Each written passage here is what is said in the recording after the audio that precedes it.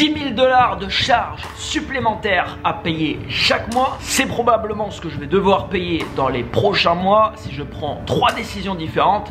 Je vais t'expliquer ces décisions et je vais te parler dans cette vidéo des résistances que tu vas pouvoir rencontrer dans ta vie. Tu en as déjà probablement rencontré et si c'est pas le cas, crois-moi, ça va arriver. Pour accomplir tes rêves et tes objectifs, tu vas devoir passer par tout un tas de résistances et tout un tas, au final, de peurs que tu vas rencontrer sur le chemin. Imagine que toi, tu es là et ici, tu vois, c'est ton rêve, c'est l'objectif que tu veux atteindre. C'est, je sais pas, un objectif que tu t'es fixé dans ta vie. Bah, dis-toi que dans le chemin, ici, il va y avoir plein de résistances auxquelles tu vas être confronté. Le problème, c'est qu'il y a des gens qui sont tellement mal à l'aise avec l'inconfort, avec la peur, qui vont fuir au maximum ce genre de situation.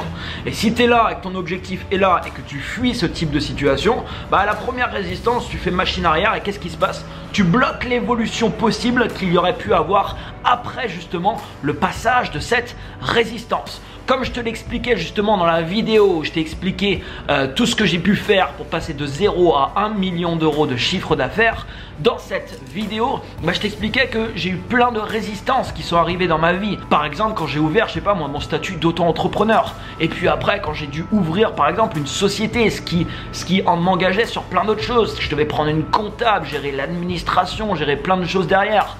Par exemple, quand j'ai embauché, c'est pareil, mon premier salarié dans mon entreprise. Et tu vas avoir des résistances plus ou moins justement importantes. Mais dis-toi une chose et retiens une chose très importante. Généralement, plus la résistance et la peur est grande, plus l'évolution peut également être importante. Généralement, il y a une corrélation, tu vois, entre les deux. Et puis, tu as des résistances que j'ai rencontrées qui ont été moins grandes, mais qui ont quand même été là, comme produire ma première vidéo et la mettre sur YouTube, créer mon premier produit et le mettre en vente. Quand j'ai pareil quitté la Bretagne à un moment donné, bah pareil, résistance. Quand je suis parti voyager tout seul, résistance. Si je regarde maintenant, tu vois, en arrière et que je regarde toutes les résistances qui ont pu se présenter sur mon chemin, bah au final, aujourd'hui, avec le recul, c'est une bonne chose justement d'avoir franchi entre guillemets ces résistances et de pas se laisser entre guillemets intimider, tu vois, par la peur. Parce que la situation dans laquelle je suis aujourd'hui, l'endroit où je vis, les résultats que j'ai, l'entreprise que j'ai,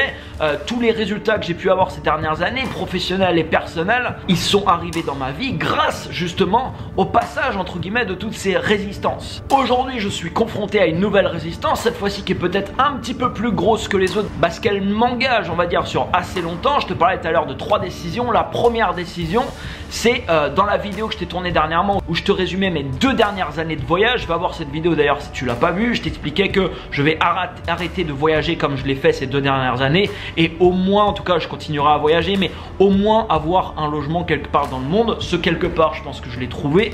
Pour le moment, je peux changer d'avis bien sûr, mais pour le moment, en tout cas à l'heure où je tourne cette vidéo, je pense que c'est ici à Montréal. Et donc au lieu de louer quelque chose, je pense que je vais faire mon premier achat immobilier. J'ai toujours voulu vivre dans un loft et je vais donc m'acheter, je pense, un loft dans le centre-ville de Montréal. Donc cette décision, forcément, bah, elle m'engage sur plusieurs années et ça va me coûter à peu près 2500, 3000 $ par mois. Deuxième décision, tu le sais, je te l'ai dit pas mal de fois, je travaille généralement dans des espaces de coworking.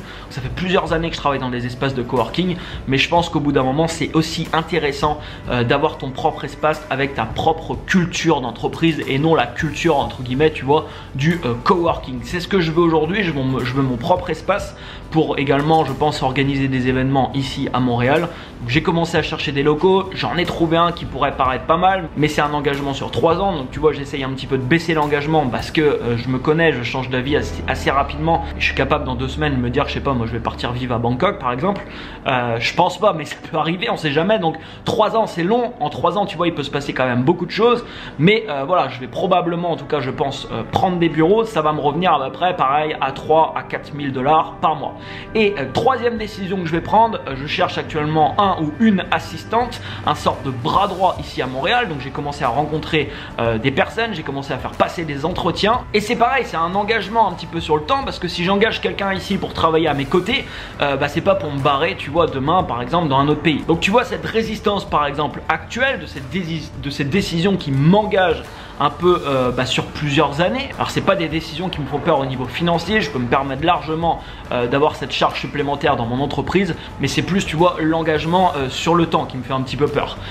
Mais forcément dans ma vie il va s'en passer plein d'autres des choses comme ça, et à chaque fois c'est un petit peu la même chose. Au final il faut toujours se reconnecter à qu'est-ce que je veux? Qu'est-ce que je veux actuellement? Et mes objectifs actuels, prendre cette décision, justement ces 3 décisions, c'est cohérent, tu vois, justement dans l'avancement jusqu'à l'atteinte des objectifs, de différents objectifs par exemple que je me suis fixé dans ma vie. Donc il est fort probable, tu vois, que je prenne ces 3 décisions. Il y a une chose également que tu dois comprendre et avoir en tête, c'est que tu ne peux pas te mentir à toi-même. Toi, tu as les réponses. Tes voisins, tes parents, tes enfants, les gens, ils n'ont pas les réponses pour toi.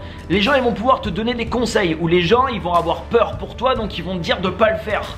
Parce qu'ils ont peur de ce qui pourrait t'arriver. Forcément, il y a des choses que tu vas faire dans ta vie qui vont paraître complètement délirantes à des personnes, et des personnes, c'est pas qu'ils te veulent du mal, au contraire, ils te veulent plutôt du bien, et donc ils vont dire non, fais pas ça.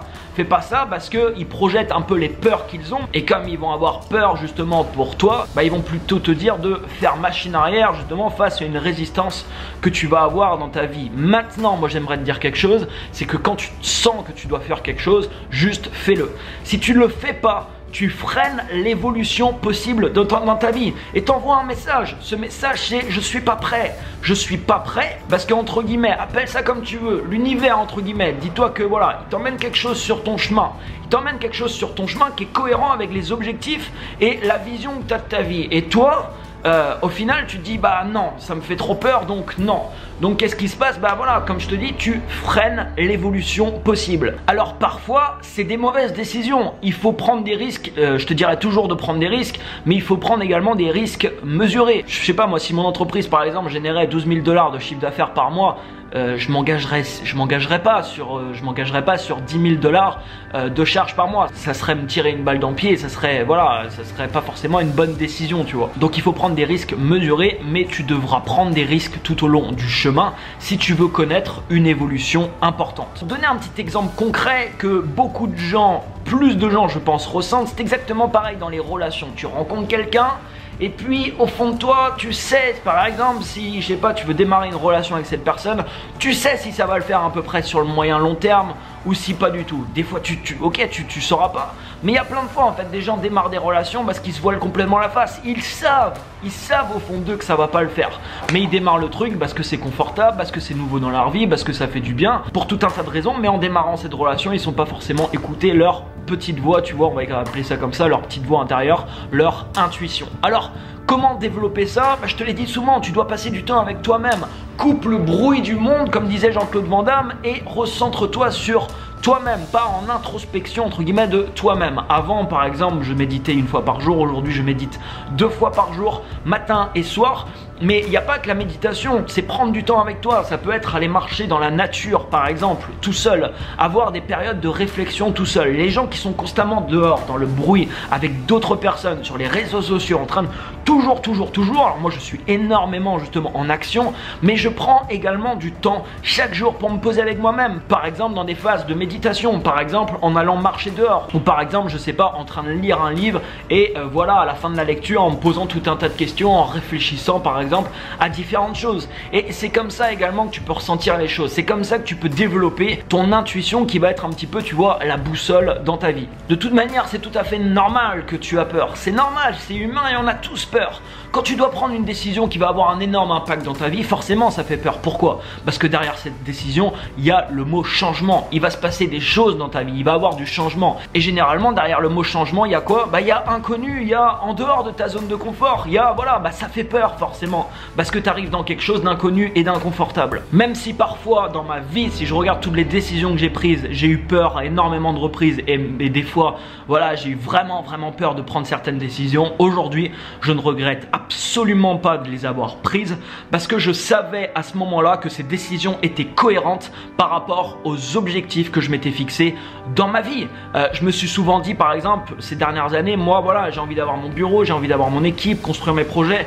Pour faire ça, il va falloir que je me pose un moment, à un endroit donné. Il va falloir que j'ai des bureaux. Il va falloir que je commence à me constituer cette équipe. Donc ces décisions, tu vois, sont cohérentes avec ces objectifs. Alors des objectifs dans ta vie, ça peut changer. Dans un an, tu peux te dire, bah non, en fait, voilà, j'ai fait ça, je me rends compte que c'est pas pour moi. Et peut-être que tu voudras changer d'objectif. Et c'est ok. De toute manière, toute l'évolution que tu as pu avoir pour atteindre un objectif donné, cette évolution, elle est gagnante pour toi. Parce que pendant cette évolution, tu as accumulé de l'expérience. Tu as récolté tout un tas de données qui vont te permettre dans la suite de ta vie et dans tes prochaines décisions, justement, d'avoir justement plus d'expérience et de prendre des décisions un petit peu plus éclairées. Mets-moi un énorme pouce juste en dessous, n'hésite pas à laisser un commentaire, abonne-toi à la chaîne et je t'invite vraiment à regarder les 2 dernières vidéos que j'ai fait. La vidéo où je te parlais de mes 2 dernières années de voyage et celle où je te parlais de toutes les étapes que j'ai pu faire pour arriver au premier million d'euros de chiffre d'affaires dans mon entreprise. Excellente fin de journée à toi et je te dis à très bientôt. Ciao ciao.